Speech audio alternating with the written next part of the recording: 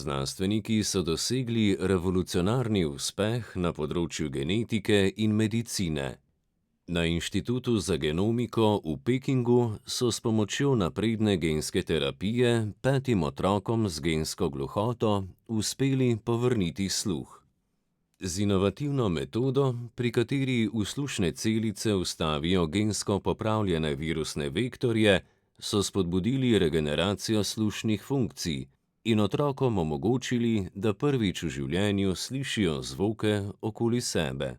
To odkritje pomeni velik preboj v zdravljenju genetsko pogojene gluhote in odpira nova vrata v prihodnost regenerativne medicine.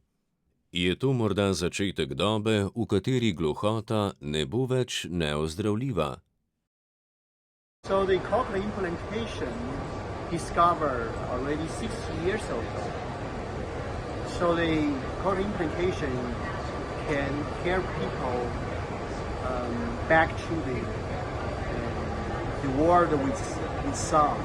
I mean, he can restore hearing with the device. After gene therapy, the patient is supposed to have a natural hearing and a natural speech perception. We developed the gene therapy strategy and then do efficacy and the safety study and then translate to clinic.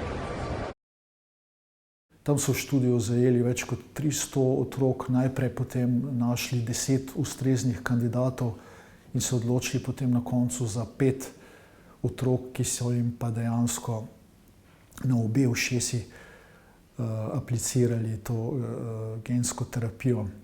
Po teh poročilih naj bi pri vseh otrocih šlo za izboljšanje, se pravi, da so sposobni slišati, pa tudi razumeti govor, ni pa prišlo seveda do normalnega sluha, kar je mogoče res veliko pričakovanje. Ampak na načelu bi se tak sluh ob uporabi slušnega aparata lahko uporabil za komunikacijo.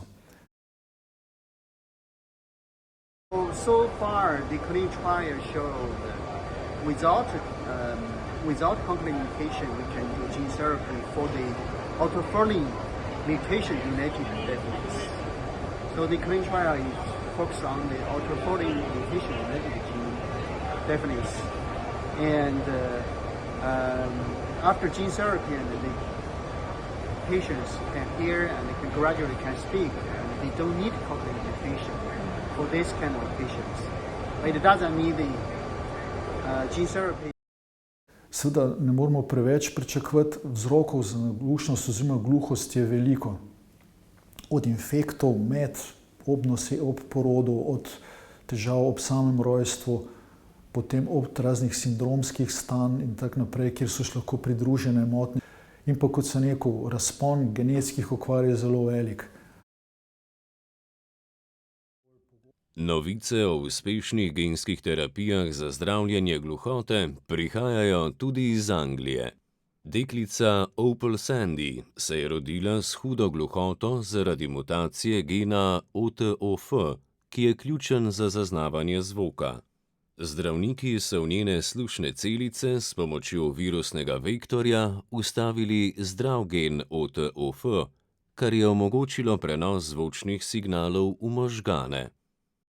Na konferencah smo vrsto let poslušali poročila in prispevke o tovrstnem zdravljenju in seveda testiranja so bila vedno omejena na živalih. In seveda razpon genov je zelo velik. Pravi, če govorimo o 170 genih, je seveda zelo težko razvijati genetsko zdravilo za tako število bolezni. V bistvu pa gre za prenos v celice notranjega ušesa s pomočjo virusa, ki za človeka v načelu ni škodljiv. Ta virus pravzaprav vstopi v notranjo dlačnico, to je celica, ki je pač receptor za sluh v notranjem ušesu in na ta način pravzaprav začne producirati določen protein, ki ga pacientu manjka, zaradi katerega je gluh. Kjer je bilo pri deklici v Angliji narejena izvedena ta genetska terapija. Na eno uho je dobila kohlearni implant, na drugo uho pa je dobila tole terapijo. Poročali so o zelo dobrih rezultatih.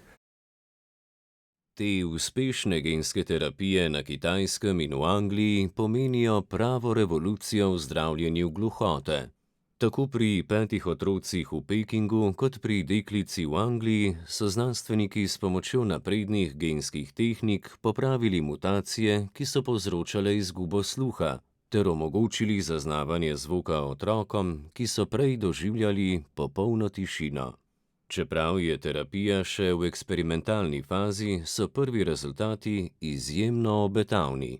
Z nadaljnjimi raziskavami bi ta metoda v prihodnosti lahko postala standardno zdravljenje za dedno gluhoto in spremenila življenja neštetih otrok po svetu. Kar se je še pred nekaj leti zdelo znanstvena fantastika, danes postaja resničnost. Prihodnost, v kateri gluhota morda ne bo več neizogibna usoda.